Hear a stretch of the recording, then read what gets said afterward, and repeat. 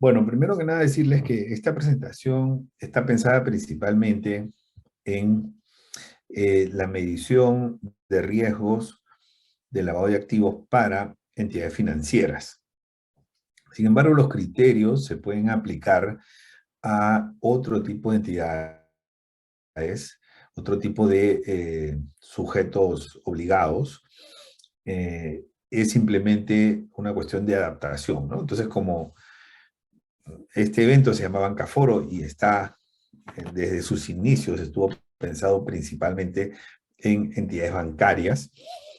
Por eso hemos mantenido, digamos, eh, ese perfil de la metodología. Y también porque el público que normalmente asiste son públicos que trabajan en entidades financieras. Así que muy bien. Ya tenemos entonces la presentación de hoy. Vamos a dar inicio. Adelante, por favor. Adelante. Muy bien. Entonces, eh, aquí veamos tres cosas que debemos nosotros tener en un nivel básico para poder hacer una buena gestión de riesgo. Lo primero es saber identificar los riesgos, ¿no? Es decir, es tener un poco de conocimientos de la materia, es un poco también tener el olfato, esas cosas que a uno le da la experiencia y que le dice, oye, esto es una situación extraña, ¿no? Entonces esto me parece que tiene más incertidumbre y puede tener más riesgo. Entonces, esa labor de identificación es una mezcla de las dos cosas, ¿no? Es una mezcla de la intuición con el conocimiento. Eso nos lleva a hacer las identificaciones y un tercer elemento de la identificación es el compromiso, ¿no? Porque el que no quiere identificar los riesgos, por más que tenga el conocimiento, por más que tenga la intuición, no lo va a hacer. Entonces son esos tres elementos: conocimiento, intuición, compromiso. Después nos vamos a la valoración. Es decir, todo riesgo debería poderse poner en una escala de categorías, ¿no? Que es un poco lo que yo hago con mi labor de calificador de riesgo. O sea, tenemos 20 categorías para los emisores de bonos, por ejemplo, y la labor que hace de un calificador de riesgo es ubicar en cuál de esas 20 categorías, en función a su capacidad de pago y a su intención de pago, se va a ubicar, digamos, el instrumento o la deuda que se está calificando. Entonces, pero ese criterio es válido para cualquier riesgo. Entonces, eso es la valoración que debe tener el riesgo. El tercer punto es saber mitigar, ¿no? Saber mitigar, es decir, ya tengo el riesgo, ¿cómo se pueden mitigar estos riesgos? Es decir, la posibilidad de que esto genere pérdidas. Y ya que yo les hablaba de la calificación de riesgo de bonos, entonces, con la misma idea, cuando los riesgos son, digamos, elevados, cuando son altos, son categorías bajas, entonces se puede estructurar mitigantes alrededor de esos riesgos, ¿no? A través de garantías, a través de covenants, a través de fianzas parciales, es decir, un conjunto de mitigantes que pueden reducir el nivel de riesgo. Es decisión de el que, digamos, en el ejemplo que les he dado, es decisión del emisor si decide quedarse con ese riesgo o decide establecer mitigantes para reducir el nivel de riesgo, ¿no? Para reducir la posibilidad de pérdida. Entonces, eh, en cualquier riesgo, normalmente siempre se pueden establecer algunos mitigantes. Lo que hay que ver es el costo-beneficio de esos mitigantes. Eso es muy importante. Bueno, entonces, eso a manera de introducción, y ahora sí nos enfocamos en el tema del eh, lavado de activos, ¿no? Entonces, ¿cómo aplicamos una medición de riesgo para lavado de activos? Bueno, digamos que lo primero que yo hice, el primer ejercicio que hice fue establecer una lista de factores, una lista de elementos que me podían aumentar el riesgo de un cliente o de que un cliente haga lavado de activos en una entidad financiera, ¿no? Bueno, entonces, de ese listado me salieron estos 10 elementos que ustedes ven ahí. la actividad económica, ¿no? Por ejemplo, si es un casino, tiene un riesgo distinto de una empresa que vende, digamos, que hace ventas corporativas de computadoras, ¿no? O sea, los niveles de riesgo son diferentes. Entonces, la actividad económica es un primer elemento. ¿Okay? Un segundo elemento es el uso de efectivo. Entonces, no es lo mismo una empresa que cobra todo en efectivo, ¿no? Por muy formal que sea, o que tiene no, rara vez es todo en efectivo, ¿no? Pero a veces tiene una importante parte de su negocio en efectivo, no sé, un supermercado, por ejemplo, ¿no? Entonces no tiene el mismo riesgo que o una empresa que solamente hace transacciones con clientes conocidos y a través de transferencias interbancarias. El nivel de riesgo no es el mismo, ¿no? El tercero es la antigüedad del cliente, ¿no? Entonces, no es lo mismo una cuenta de ahorros de un cliente que yo no conozco, que se está abriendo hoy en día, que una cuenta de ahorros que se está abriendo hoy en día, pero de un cliente que tiene una hipoteca y que hace 5 años paga la hipoteca, o tiene una tarjeta de crédito de hace 5 años paga la tarjeta de crédito, y yo conozco más o menos su perfil. ¿Okay? Entonces, ese es el tercer elemento, la antigüedad del cliente. El cuarto es la personería. Entonces, el lavado de activos normalmente usa las personerías jurídicas, ¿no? Entonces, normalmente no usa las personerías naturales. Y digo normalmente, o sea, me refiero al 90% de los casos. No es que no pueda haber lavado de activos a través de personas naturales, pero sí, en la mayor parte de casos, sobre todo los de mayor materialidad, se ha hecho a través de personas jurídicas. Entonces, le damos una puntuación. ¿Por qué aquí estamos hablando de puntuaciones? Aquí no estamos hablando de criterios definitivos. ¿Okay? Bueno, tenemos también la antigüedad en la actividad, ¿no? La antigüedad haciendo lo que el cliente hace actualmente. ¿Cuántos años está haciendo eso? ¿Por qué? Porque un cliente que cambia de giro tiene un mayor nivel de riesgo, ¿no? O sea, por ejemplo, un cliente eh,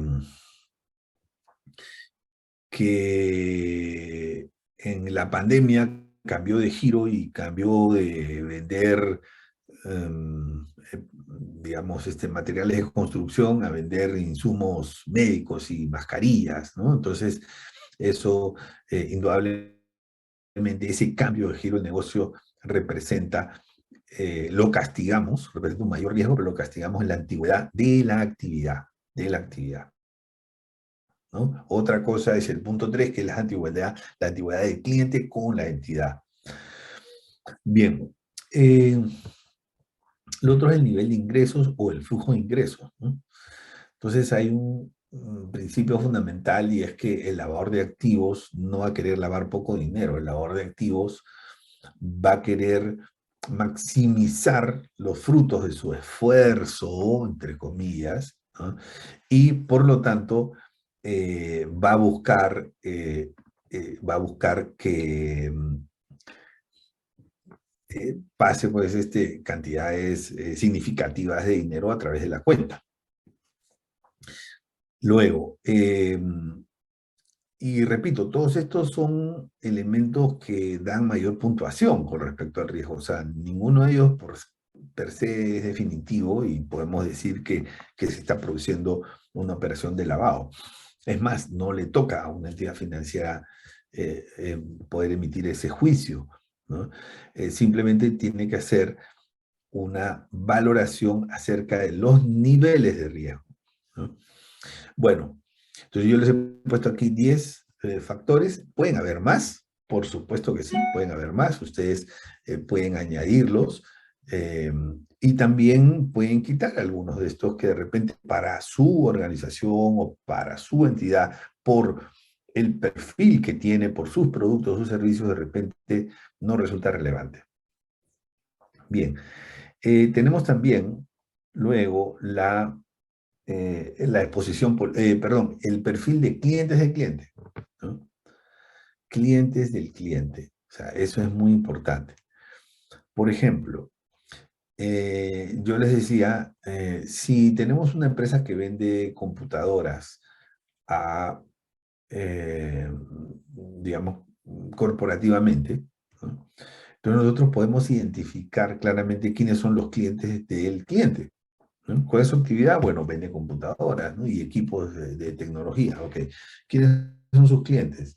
Bueno, si son ventas corporativas, entonces los clientes están identificados y probablemente el 20% de los clientes va a representar el 80% de las ventas. Entonces, podemos nosotros conocer un poco más acerca del origen de los fondos, porque vemos o identificamos quiénes son los clientes del cliente.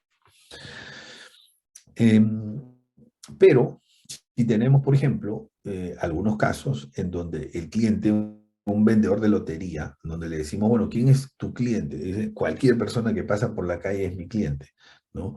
O un organizador de espectáculos, de eventos, un promotor de espectáculos, ¿no? ¿Quiénes son tus clientes? Cualquiera que me compra el ticket y que entra al concierto, ese es mi cliente, ¿no? Entonces no podemos identificar al cliente del cliente. El nivel de riesgo es mayor. ¿Por qué? Porque el vendedor de loterías puede vender 10 boletos y te dice que ha vendido 1000 boletos, ¿no? El vendedor de entradas al concierto puede vender 100 entradas al concierto y te dice que ha vendido 10.000 entradas al concierto, ¿no? Entonces los niveles de riesgo son mayores. ¿Okay? Muy bien. ¿Qué más tenemos? Tenemos la exposición política, ¿no? La exposición política la considero muy, muy importante. Fíjense, normalmente los riesgos se evalúan por dos elementos, ¿no? La probabilidad y el impacto. Entonces, el tema político le añade un componente adicional al impacto, ¿no? Entonces, que es el componente escándalo y daña mucho la reputación. Entonces, por eso, para mí, digamos, en mi opinión, no tiene el mismo nivel de riesgo una persona que tiene, digamos, una exposición política que una persona que no tiene exposición política. Si tenemos dos personas A y B, pero una sí tiene exposición política, automáticamente nosotros decimos, si eventualmente se diera, se materializase el riesgo, entonces el impacto sería mucho mayor a través del escándalo de la persona que tiene una connotación política y probablemente también mediática, ¿no? Entonces, por eso soy de los que piensan que tiene que castigarse la puntuación en el nivel de exposición política que puede tener la persona. ¿Ok? Por el momento, en el modelo yo lo pongo sí o no tiene. Pero ustedes podrían generar niveles de exposición política, nivel 1, nivel 2, nivel 3, nivel 4, nivel 5. Un presidente de un partido político ese es nivel 5, ¿no? Pero otra persona que es un funcionario, que trabaja en el gobierno, pero que no, digamos, toma grandes decisiones, de repente esa persona sí podría ser nivel 1, ¿no? O sea, un analista de un ministerio, por ejemplo, ¿no? Podría ser nivel 1. Eh, o nivel 2 de repente, ¿no? Entonces, pueden verlo en una variable binomial, es decir, 0, 1, blanco, negro, sí, no, o pueden verlo también en una variable discreta, 0, 1, 2, 3, 4, 5, A, B, C, D, E. Bueno, el noveno es la nacionalidad, ¿no? Entonces, eh, la nacionalidad, sobre todo para niveles de personas jurídicas o la nacionalidad de los beneficiarios finales, ¿no? Entonces, los lavadores de activos normalmente cruzan fronteras, ¿no? Y eso me lleva al punto 10, que son las operaciones cross-border. Es decir, para despistar, porque parte de su trabajo es ese, o sea, no transfieren normalmente de la cuenta A la cuenta B. Normalmente, si quieren transferir de la cuenta A a la cuenta B de un determinado país, transfieren de la cuenta A, lo transfieren a una sociedad de una jurisdicción X que está en un sistema financiero Z, y de ahí se transfiere a otra sociedad que está en otro sistema financiero, y de ahí viene recién a la empresa B. No se hace directamente. Entonces pasa por, digamos, varias jurisdicciones, y eso se hace básicamente para cortar la trazabilidad de los fondos. ¿Por qué? Como les decía, eso se hace para cortar la trazabilidad de los fondos. ¿Ok? De esa manera, los jueces o los fiscales pierden capacidad de investigación, ¿no? ¿Por qué? Porque un juez o un fiscal o una autoridad, una procuraduría o quien sea, solamente va a tener jurisdicción y autoridad dentro del sistema financiero. Entonces, el lavador de activos, digamos, el profesional, el que sabe, o sea, el que es experto y pues normalmente se prepara para eso, y normalmente lo saben hacer, cruzan fronteras, ¿no? Entonces, pero en alguna de estas jurisdicciones, en alguno de estos sistemas, entonces uno dice, bueno, ¿de dónde vienen estos fondos? Vienen de afuera. Ah, bueno, esto tiene un mayor nivel de riesgo. ¿Hacia dónde se van los fondos? Hacia afuera. Ah, esto tiene un mayor nivel de riesgo. Y ustedes me dirán, bueno, pues estamos castigando entonces a las empresas que hacen comercio internacional, que esas, pues los fondos vienen de afuera y se van para afuera. Bueno, sí, pero es que recuerda que nosotros no estamos identificando aquí quiénes están haciendo lavado de activos. No, simplemente de acuerdo al perfil le estamos dando un, una puntuación. Ahora, probablemente ustedes me dirán, sí, pero es injusto con estas empresas. Bueno, desde el punto de vista de riesgo, no es tan injusto, porque los lavadores de activos lo que buscan son justamente estas empresas, eh, para que a través de estas empresas, sobre las cuales normalmente no hay mucha sospecha, pasen sus cuentas, ¿no? Y pasan, entre comillas, a veces desapercibidas. ¿Por qué? Porque pasan como cuentas que son del uso normal, digamos, operativo. Entonces, los lavadores de activos lo saben muy bien, ¿no? O sea, saben que pueden usar estas empresas formalmente constituidas y que normalmente están bien consideradas por los bancos, eh, para que por ahí pasen sus fondos. ¿Y cómo consiguen que pasen por ahí sus fondos? Pues con corrupción privada, corrupción en el sector privado, canje de favores, a veces extorsión, a veces negocios, ¿no? Que es una forma de soborno indirecto, ¿no? O sea, no le dan el dinero en efectivo a la empresa, pero le dicen, te ofrezco este negocio que es muy atractivo, pero te queremos pedir a cambio esto, ¿no? Entonces, eh, eso normalmente pasa. Entonces, y normalmente, pues, tenemos nacionalidad. La nacionalidad no define, pero sí aumenta los niveles de riesgo. Entonces, con eso hemos terminado los puntos 9, los puntos 10, y lo que hacemos es que una vez que tenemos digamos, una puntuación completa, ¿no? Entonces, eh, podemos escoger tres escalas del 1 al 3 o escalas del 1 al 5, establecemos un promedio, ¿no? Y ese promedio me dice, bueno, hacia qué niveles, hacia dónde estás, si estás en un nivel alto, medio, bajo, que más o menos es el mismo resultado a donde nosotros llegamos a través de un mapa de calor, es más o menos lo mismo a través de un mapa de calor, pero en este caso lo hacemos con puntajes. Y se parece al modelo de scorings que se usa para clientes, personas naturales. Muy parecido, ¿no? O sea, también se usan los puntajes, sus antecedentes, su actividad, su nivel de endeudamiento. O sea, se toman ciertas variables y se pone un puntaje, y a través del puntaje decimos, bueno, este cliente, si le damos el crédito o no le damos el crédito, o una tercera opción, lo analizamos a ver si conviene o no. Lo mismo para el lavado de activos, o sea, se puede decir, mira, el nivel de riesgo es tan alto que no podemos entrar acá, ¿no? O el nivel de riesgo es bajo, así que pues se procede con la apertura de la cuenta, ¿no? Bueno, pasamos a la siguiente, por favor. Entonces, este es un ejemplo. Aquí tenemos puntajes, ¿no?, hipotéticos, de un cliente en donde hemos hecho un análisis en cada una de estas variables y les hemos puesto niveles, ¿no? 1, 2, 3. Yo escogí 3, que es lo más práctico, es lo más sencillo. Además, es claramente identificable con colores. El 1 es riesgo bajo, verde. El 3 es riesgo alto, rojo. El 2 es un intermedio, amarillo, ¿no? Algunos le pueden poner color naranja y lo suben a 4 niveles. Otros le pueden poner color azul o celeste, ¿no? Y ese viene a ser, digamos, más bajo que el verde, un riesgo más bajo que el verde.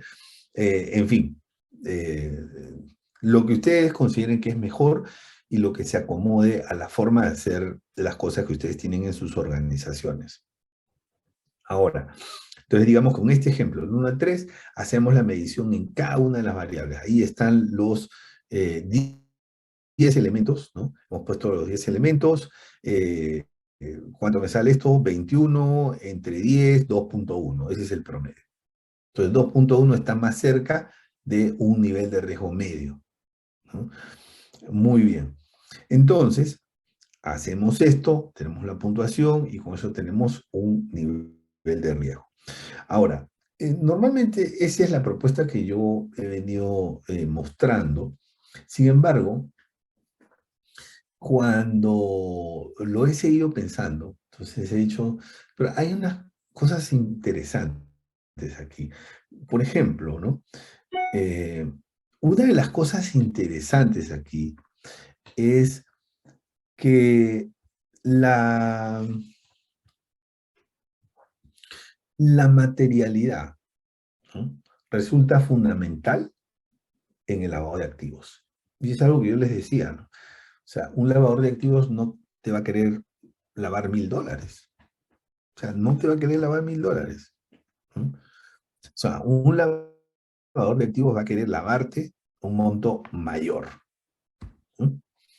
Que pueden haber el lavado de activos por de $1000, sí pueden haber, ¿no? Sí pueden haber, pero por principio de Pareto no es conveniente, un análisis costo-beneficio no nos resulta conveniente estar evaluando los casos pequeños, que son muchísimos, que nos va a consumir mucho tiempo, y no solamente nos consume mucho tiempo, sino que nos lleva a descuidar el enfoque en los casos más importantes. Entonces, el principio es ese, el lavador de activos va a querer lavar grandes sumas de dinero, por lo tanto, tenemos que enfocarnos, por este principio de Pareto, en los montos materiales. Y ahí tenemos que trazar un umbral. Entonces, ese umbral no es un número único, es un número que ustedes van a tener que escoger para cada una de sus organizaciones, ¿no? Van a tener que escoger, obviamente, para organizaciones muy pequeñas el umbral será más bajo, para organizaciones más grandes el umbral será mayor, y a partir de ese umbral, entonces, se establece, digamos, un segundo bloque de criterios que tiene que ver con la materialidad. Entonces, vamos con la siguiente, por favor. La siguiente, por favor. Bien, gracias. Entonces, aquí tenemos 4 grandes bloques, ¿no? O sea, lo que quiero explicarles es que de ese listado de 10 elementos estoy pasando ahora a 4 bloques. ¿Okay? Y la mayor parte de esos elementos que nosotros habíamos visto van a conformar el primer bloque, que es la evaluación del usuario. ¿Okay? Entonces, esta es como una versión mejorada de lo que ya hemos visto. ¿Por qué? Porque esto nos va a hacer más eficientes. ¿Okay? Nos va a permitir enfocarnos en estas características, como por ejemplo la de la materialidad. Entonces, estas 4 características son primero el usuario. O sea, estudiamos al cliente, el usuario de los servicios, o sea, todo su perfil en términos de personería, actividad, clientes, o sea, clientes del usuario, proveedores del usuario, el canal por el cual fluyen los ingresos, en fin, todo eso, ¿no? Muy bien. Luego, segundo, tenemos la materialidad. ¿Es material o no es material? ¿no? Y le puedes establecer categorías: altamente material, medianamente material, reducidamente material, inmaterial, ¿no? Bueno, el tercero, que para mí es muy importante, es la exposición política, y como ya se los expliqué, tiene que ver con el impacto. O sea, el impacto digamos, de que un ladrón, ¿no?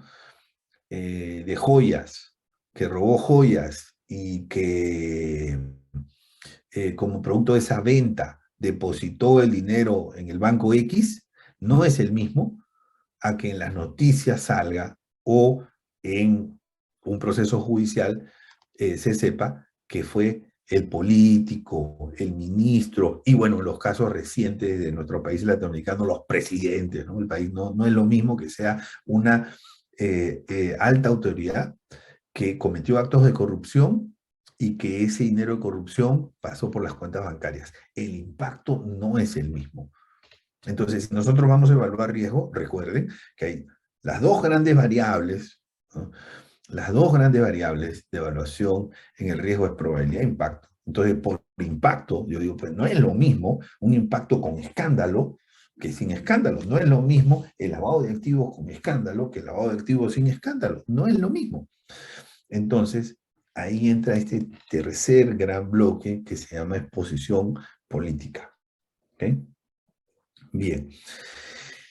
Y el cuarto es la información de sustento, que es un cuarto bloque condicional, que no siempre lo vamos a tener, ¿no? Eh, Muchas veces, cuando los clientes despiertan sospechas o cuando abren una cuenta diciendo que van a manejar $1.000 y terminan manejando $100.000, ¿no? Entonces se les hace la pregunta: señor, ¿y de dónde vienen estos fondos? ¿No? Los fondos pueden ser lícitos, ¿no? Puede ser que haya vendido una propiedad, puede ser que haya recibido una herencia, lo que sea. Pero ahí, en ese momento, se le pide un sustento, y la calidad de la información del sustento es sumamente importante. ¿Por qué? Porque no es lo mismo el cliente que me presenta los documentos de una venta de propiedad o de una herencia, y la herencia está en registros públicos, yo la puedo comprobar, ¿no? Puedo verificar todo, porque los nombres además los puedo verificar en el registro electoral, o sea, puedo ver que realmente sí recibió una herencia y lo puedo sustentar porque la información es pública, ¿no? Entonces, no es lo mismo a que el cliente me sustente pobremente con un contrato, ¿no? Que ni siquiera está notariado, y no es lo mismo un cliente que no me sustenta. O sea, no es el mismo riesgo. ¿Okay?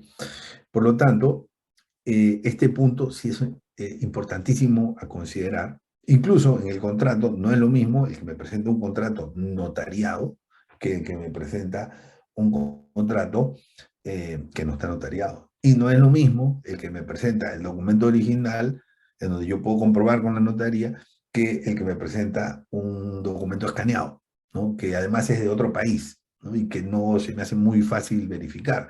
Entonces, en este punto 4, la información de sustento, también pueden aparecer niveles de riesgo. ¿Okay? Para fines de esta presentación, yo lo pongo de una manera sencilla, pero uno le puede dar complejidad, ¿no? Entonces, estos son los 4 elementos importantes que hay que tomar en cuenta. Vamos con el primero. Entonces, el primero está conformado, que es el análisis del usuario, que es uno de los más importantes. Está conformado por estos 8 elementos. Recuerden que al inicio yo les hablé de 10 elementos. Ahora les hablo solamente de 8 elementos. Estos son los 8 elementos, ¿no? ¿Por qué? Porque he quitado algunos que los he pasado para los grandes bloques. Por ejemplo, el de la exposición política, por ejemplo, el de la materialidad, los he pasado a otros bloques, ¿no? Entonces, en cada uno de estos, yo les hago la evaluación y le pongo la puntuación del 1 al 3. Veamos. Entonces, en la siguiente lámina, aquí nosotros vemos la matriz, ¿no? Y en cada uno de estos 8 elementos, yo le pongo un puntaje bajo, medio, alto, ¿no? Que va del 1 al 3. ¿Ok? Muy bien. Entonces, para la actividad económica, el uso del efectivo, estas variables que están aquí son totalmente eh, adaptables a su organización. Ustedes verán cuándo la modifican, cómo la ponen, ¿no? En fin, aquí yo les presento simplemente una propuesta de consideraciones y de criterios. Y bueno, ya ustedes la pueden modificar, ¿no? Ya sea quitando, agregando. Incluso recuerden que aquí les presento solamente 3 niveles de riesgo, ¿no? 1, 2, 3, pero ustedes pueden añadir un cuarto, un nivel, hasta un quinto nivel, ¿no? Más de 5, la verdad, ya no se recomienda, porque ya se hace todo muy complejo. Pero la idea es que ustedes puedan amoldarlo a su propia organización. Vamos con el siguiente. Entonces, de ahí obtenemos puntajes que nos dan, por ejemplo, un promedio de 2.00, ¿no? Ese es, digamos, el puntaje para el primer módulo, que es la calificación del usuario. Pero recuerden que ese no es el único módulo. Tenemos 4 módulos. Tenemos el usuario, tenemos la materialidad, tenemos también la exposición política y tenemos la información de sustento. Entonces, cuando nos vamos al siguiente, que es el tema de la materialidad, en la siguiente lámina, entonces, en la materialidad nosotros vamos a establecer unos umbrales, ¿ok? Unos umbrales en donde dividimos, ¿no? Para personas naturales, para personas jurídicas, ¿ok? Y entonces, veamos, por favor, en la siguiente lámina. Gracias. Entonces, fíjense, tenemos los 3 criterios siguientes: materialidad, exposición política, información de sustento. No se van a promediar con la calificación del primer elemento, que es el usuario. Es decir, se va a hacer una calificación para los 3 grandes bloques: materialidad, exposición política y formación de sustento, pero no se va a promediar con el primero, sino que se va a tomar el mayor, ¿no? Eso significa de que van a aumentar el riesgo. Son unos elementos que van a potenciar el riesgo, ¿ok? Pero no lo van a reducir, ¿no? Es decir, si en usuario, en este ejemplo, el puntaje me había salido 2, cuando yo considere las otras variables, no me puede salir menos que 2. Me tiene que salir 2 o más. ¿Ok? Entonces, estas son variables. La materialidad, por lo menos, es importantísima. ¿Por qué? Porque el principio es ese. Si el lavador de activos quiere usar una entidad financiera para el lavado de activos, necesariamente será por una cuantía que represente, digamos, una relevancia para el lavador de activos, ¿no? Entonces, la materialidad es un elemento importante. ¿Y eso por qué es bueno tenerlo en cuenta? Porque si la materialidad no está muy elevada, o mejor dicho, si yo tengo clientes que hacen transacciones que no representan materialidad, voy a desperdiciar mucho esfuerzo en analizarles, digamos, el riesgo de lavado de activos cuando no vale la pena. No vale la pena. ¿Ok? Entonces, lo que buscamos aquí es ser eficientes. La eficiencia es muy importante porque si se pierde eficiencia, no solamente es un tema económico de mayores gastos y costos, sino que además se pierde mucho, mucho el enfoque. Y eso tiene que ver con eficacia. Entonces, lo tercero, ¿no? Vamos con la siguiente lámina, por favor. Entonces, vamos a hablar de la materialidad. Con relación, la siguiente, por favor, la siguiente, con la materialidad, nosotros vamos a tener también un cuadro, ¿no? Entonces, en ese cuadro, veamos, aquí está, le asignamos puntajes bajo, medio, alto, ¿no? En función al flujo mensual. O sea, pensando que mientras mayor es el flujo mensual, mayor es digamos, el riesgo de lavado de activos, porque el lavador de activos va a querer lavar cantidades importantes, ¿no? ¿Cuánto puede ser eso? Bueno, aquí les he puesto una propuesta de cifras, pero ustedes la pueden afinar en función a su propia organización, al perfil de operaciones de la organización, al perfil de los productos, en función al tamaño de la organización. Entonces, bajo por, para niveles inferiores a $10,000. Eso para mí es, digamos, un nivel bajo. Para personas naturales. Para personas jurídicas, menos de 50,000 mensuales. Eh, pero repito, ustedes pueden ajustar eso, ¿no? O sea, pueden ponerle en lugar de 10,000, 5,000, en lugar de 10,000, 20,000, 30,000, lo que ustedes consideren que es mejor para su organización. ¿Okay? Entonces, el puntaje medio de 10,000 a 50,000 para personas naturales y el puntaje alto más de 50,000 para personas naturales. Y para personas jurídicas, menos de 50,000 es bajo, de 50 a 500,000 medio y más de 500,000 alto. Ahora, de 50 a 500,000 puede ser de 50 a 200, de 50 a 300, de 50 a 800. Ustedes son los dueños de su modelo, ¿no? Y son los que le van a poner los parámetros. Bien, vamos con la siguiente.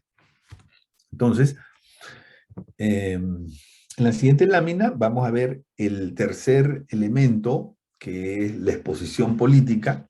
¿Okay? Entonces, en la exposición política aparece los criterios muy sencillos, ¿no? Puntaje bajo si la persona no es PEP, no es políticamente expuesta. Si está en gremios, tiene cargos en gremios, ¿no? O si es PEP, entonces puntaje, o si, solamente si ostenta cargos en gremios, puntaje 2, ¿no? Y si es PEP, ya se le pone puntaje 3. Entonces, eso presenta una duda, porque muchas veces las organizaciones se preguntan, bueno, pero si el cliente tuvo un cargo público y fue PEP, ¿cuánto tiempo debo establecer que el cliente es PEP en el sistema? ¿No? Eh, Al respecto, no hay un estándar, una, digamos, definición eh, suprema que nos diga cuánto tiempo tiene que transcurrir para que un cliente deje de ser PEP, ¿no? Eh, Algunas leyes establecen un periodo de 2 años, otras establecen un periodo de 3 años, otras 5 años, otras 10 años, ¿no? Para mí, pues el PEP es para siempre, para toda la vida, ¿no? Esa es mi, digamos, mi opinión, ¿no? Eh, los delitos de corrupción incluso en algunos países eh, no prescriben, ¿no? Entonces, y cuando vemos la historia, ¿no? La historia de los casos de Fujimori o los casos de Pinochet en Chile, ¿no? O sea, cuando se les ha encontrado grandes sumas de dinero a ellos en cuentas del extranjero, entonces no es que eso ha sucedido dentro de los 2 o 3 primeros años del, eh, digamos, del periodo en que fueron presidentes, ¿no? Posteriores al periodo en que fueron presidentes, sino que ha sido después de muchos años más. De manera que eh, aquí el criterio, en mi opinión, y esto es importante, debe ser un criterio basado en riesgos y no un criterio basado en lo que dice la normativa, ¿no? Porque algunas leyes dicen 2 años, 3 años. No nos olvidemos que los corruptos que están en la política siempre van a presionar a los legisladores, y algunos de ellos están ahí en el grupo de legisladores, también hay corrupción en los legisladores, van a presionar y van a querer que ese periodo sea el menor posible para así quedar, digamos, sin ese, digamos, sin esa característica, ¿no? Entonces, eh, yo pienso que ahí el criterio debe ser el criterio basado en riesgos, ¿no? O sea, y un criterio basado en riesgos es un criterio de largo plazo. Para mí es toda la vida. El que, digamos, ocupó un cargo público de importancia, él y sus familiares son P para siempre. O sea, es una característica, ¿no? Casi es un camino sin retorno, lamentablemente, ¿no? Pero también hay que desmitificar algunas cosas. Es decir, no porque una persona sea PEP, ya es un lavador, o sea, no es lo mismo. O sea, simplemente es PEP, ¿no? Eh, y muchas veces también los reguladores intervienen en estas herramientas y le dicen a la entidad financiera, no, es que tú no lo puedes considerar PEP más de 2 años, porque la ley dice que son 2 años, ¿no? Bueno, en este caso, las opciones que se pueden presentar es considerarlo PAS.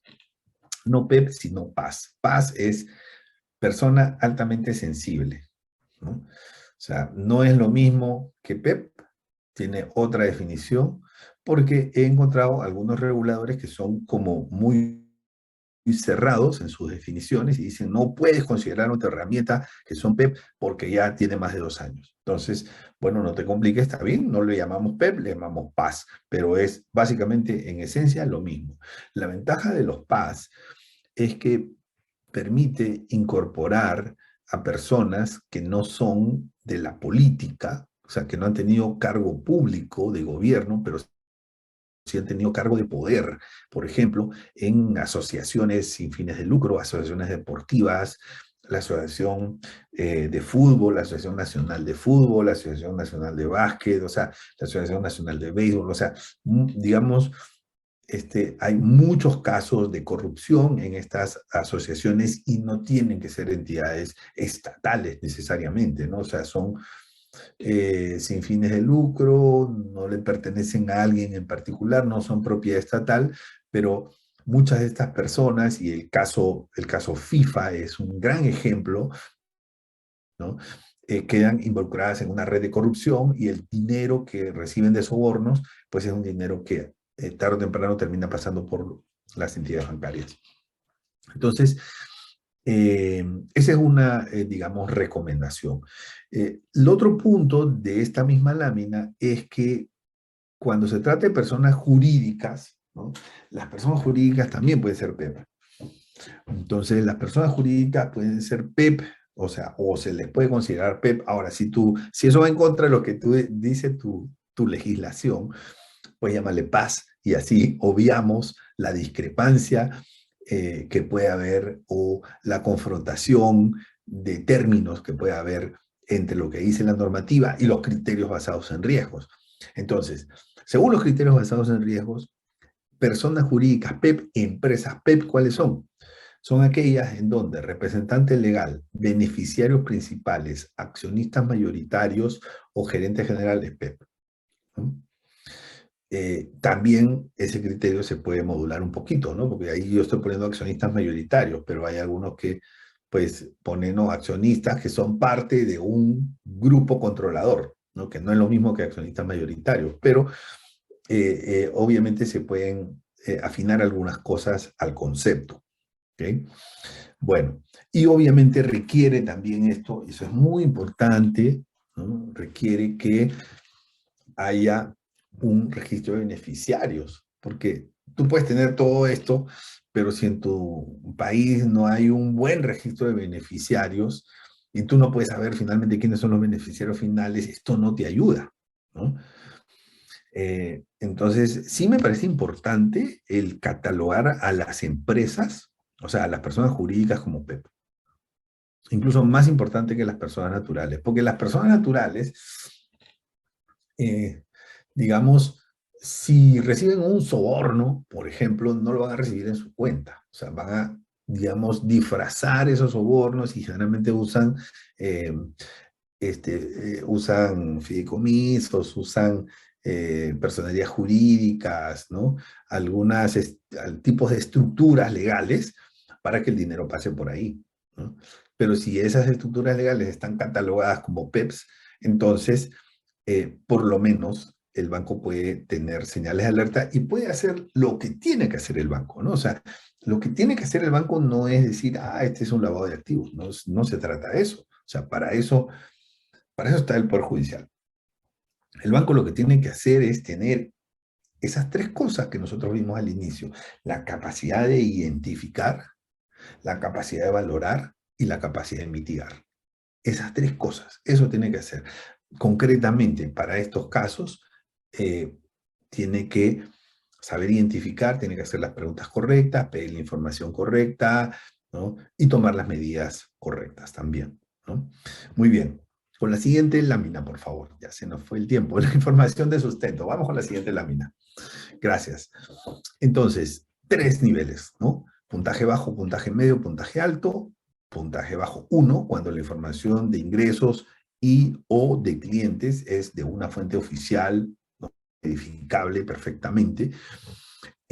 Por ejemplo, un banco, ¿no? Un banco que emite una carta y esa carta dice: para cualquier información llame a este número, o te ponen un QR que uno puede verificar con ese QR que efectivamente esa información o esa carta es correcta, es una carta auténtica, es veraz. Puntaje medio, cuando no es de una fuente oficial, pero es verificable a través de otras fuentes, como el ejemplo que les acabo de dar. Y puntaje alto, cuando no es de una fuente oficial y no es razonablemente verificable. O sea, es un papelito cualquiera que te presenta y que cualquiera puede haber hecho en cualquier momento, bajo cualquier circunstancia, ¿no? Cualquiera puede haber hecho con una fecha de hace 5 años y te lo presentan y tú no tienes forma de verificar que esa fecha es real, ¿no? O que el documento es real también. Muy bien, vamos con la siguiente entonces. Estas son las fases importantes, no se olviden: la identificación, la valoración, el análisis y la revisión. O sea, este modelo que los lleva a medir y a mitigar los riesgos no solamente debe ser algo de una sola vez, sino que es parte de todo un ciclo que tiene que ser iterativo y que tiene que funcionar de manera permanente, ¿no? Entonces, y eso implica estarlo revisando permanentemente, ver qué cosa podemos corregir, ¿no? Y por ahí les pongo, digamos, algunos temas importantes para cada una de estas etapas, ¿no? Entonces, si bien es cierto, corresponde a la fase 2, que es la valoración, es parte de todo un ciclo que va girando, girando, girando, y que por lo tanto no es que se hace una valoración, sino después se vuelve a hacer otra valoración y así sucesivamente, y se va corrigiendo, sobre todo en lo que se puede corregir. Siguiente, por favor.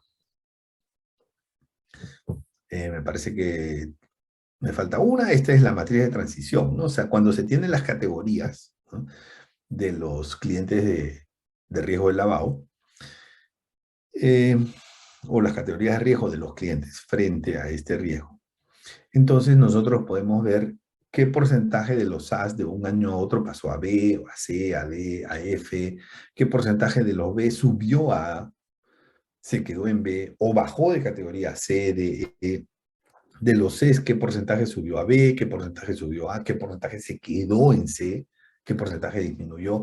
Y eso nos permite ver como una matriz visual que nos indica hacia dónde se están moviendo, ¿no?, los riesgos y qué es lo que está pasando. O sea, si los riesgos están mejorando, desmejorando en cuanto a las calificaciones de los clientes, ¿no? O sea, cuando no hay ninguna variación, la diagonal es 100%, y eso lo que significa es que no hay variación en la medición de los riesgos. No necesariamente es bueno. De repente eso puede estar significando que yo no estoy haciendo una buena actualización de mis clientes, ¿no?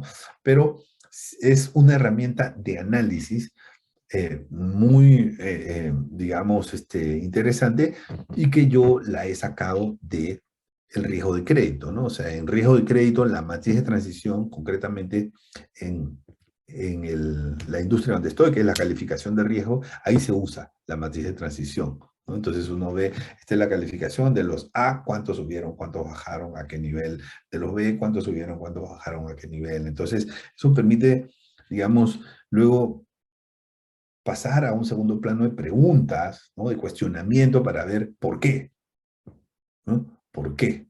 Porque todo en la vida tiene un porqué. Muy bien. Entonces, vamos con la siguiente. Bueno, en este gráfico el A es, digamos, la mejor categoría y la letra H es la peor categoría de riesgo, ¿no? Nada más. Muy bien. Listo.